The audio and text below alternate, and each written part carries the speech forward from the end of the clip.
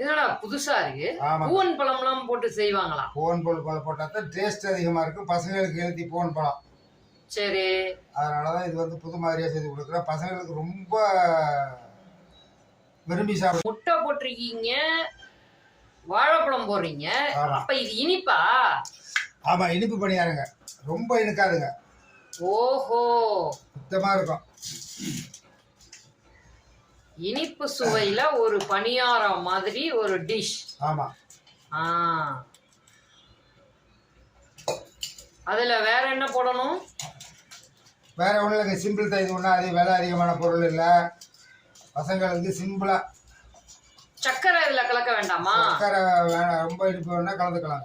ஓ, சக்கரை வேணும்னா கலந்துக்கலாம். இல்லைன்னா அந்த வாழைப்பழத்தோட இனிப்பு சுவையே போதுமானது. சரி, இப்ப வந்து இதை நல்லா மிக்ஸ் பண்ணி விட்டுக்கணுமா? மிக்ஸ் பண்றேன்ப்பா. நல்லா மிக்ஸ் பண்றேன்ப்பா.